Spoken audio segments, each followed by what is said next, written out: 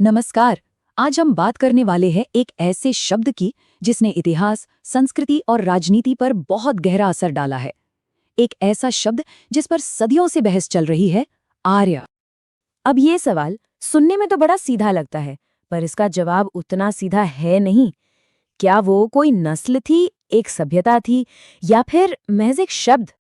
जब भी हम आर्य शब्द सुनते हैं ना, तो दिमाग में कई तरह की तस्वीरें बनती हैं। कुछ के लिए वो महान लोग थे, तो कुछ के लिए हमलावर। लेकिन असलियत क्या है? इन सब सवालों का जवाब ढूंढने के लिए हमें इतिहास की गहराइयों में उतरना होगा, एक एक सुराग को जोड़ना होगा। तो चलिए शुरू करते हैं ये खोज। तो हमारी इस पड़ताल का पहला सुराग है खुद ये शब्द आर्य। आखिर इसका मतलब क्या था?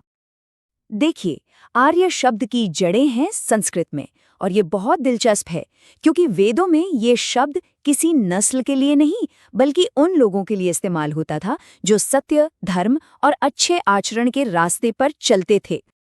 तो मतलब सबसे जरूरी बात जो समझने वाली है वो ये है कि पुराने ग्रंथों में आर्य होना किसी नस्ल या जन्म से नहीं जुड़ा था। ये तो एक गुण था, एक आदर्श था। मतलब कोई भी अपने कर्मों से, अपने आचरण से आर्य बन सकता था। तो ठीक है, अगर आर्य का मतलब श्रेष्ठ या सभ्य था, तो फिर ये सवाल तो उठता ही है कि ये लोग थे कौन और आए कहाँ से थे। बस इसी एक सवाल ने इतिहासकारों को 3 अलग-अलग थ्योरीज तक पहुंचा दिया है। सबसे पहली और सबसे पुरानी थ्योरी जो 19वीं सदी में ब्रिटिश इतिहासकारों ने दी थी, वो थी आर्य आक्रमण की थ्योरी। इस थ्योरी के हिसाब से हुआ ये कि मध्य एशिया से कुछ लड़ाकू लोग घोड़ों पर सवार होकर आए और उन्होंने यहाँ की सिंधु घाटी सभ्यता को पूरी तरह से खत्म कर दिया। अब इसके सबूत के तौर पर संस्कृत और यूरोप की भाषाओं में जो समानताएं हैं उसे पेश किया गया। लेकिन इस कहानी में एक बहुत बड़ा पेच है। आज तक जमीन के नीचे खुदाई में किसी बड़े युद्ध या इतने बड़े विनाश का कोई भी ठोस सबूत नहीं मिला है। अच्छा, तो इसके बाद आती है एक दूसरी, ज्यादा मॉडर्न थ्योरी, और ये किसी हमले की बात नहीं करती, बल्कि एक धीमी प्रक्रिया की बात करती है। ये थियरी कहती है कि लोग धीरे-धीरे, मतलब एक बार में नहीं, बल्कि कई हिस्सों में मध्य एशिया से भारत आए। ये कोई हमला नहीं था, बल्कि कह सकते हैं कि ये संस्कृतियों का एक धीमा मेल-जोल था। और मजे की बात यह है कि इस आइडिया को हाल ही में हुए जेनेटिक स्टडीज से भी काफी सपोर्ट मिला है। ये स्टडीज दिखाती हैं कि उस दौर में वाकई मध्य एशिया से लोगों का डीएनए भारतीय आबादी में आकर मिला था। और फिर आती है तीसरी थ्योरी, जो शायद सबसे ज्यादा विवादित है, और ये कहती है कि आर्य कहीं बाहर से आए ही नहीं थे। हाँ, तो ये जो स्वदेशी आर्य सिद्धांत है, इसका मानना है कि आर्य भारत के ही मूल निवासी थे, कहीं बाहर से नहीं आए। इनके हिसाब से वैदिक संस्कृति यहीं पर सिंधु घाटी सभ्यता के साथ साथ ही विकसित हुई। लेकिन इस थ्योरी के सामने एक बड़ी चुनौती खड़ी हो जाती है। ये उन भाषा से जुड़े और जेनेटिक सबूतों को कैसे समझाएगी जो साफ साफ मध्य एशिया से लोगों के आने की तरफ इशारा करते हैं। तो चलिए अब इन थ्योरीज से हटकर जरा जमीन पर आते हैं और देखते हैं कि पुरातात्विक सबूत, मतलब जो चीजें खुदाई में मिली हैं, वो हमें क्या कहानी बताती हैं। इस टाइमलाइन को देखिए जरा। ये बहुत साफ साफ दिखाती है कि वैदिक संस्कृति ठीक उस समय उभर रही थी जब सिंधु घाटी सभ्यता धीरे धीरे खत्म हो रही थी। तो इसका मतलब ये जरूरी नहीं कि एक के आने से दूसरा अचानक खत्म हो गया हो। और जब हम इन दोनों सभ्यताओं को आमने सामने रखते हैं ना, तो फर्क बिल्कुल साफ हो जाता है।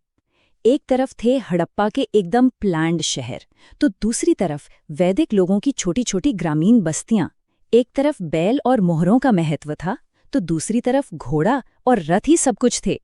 ये सच में दो अलग अलग दुनियाएं लगती हैं। और अब आता है कहानी में असली ट्विस्ट।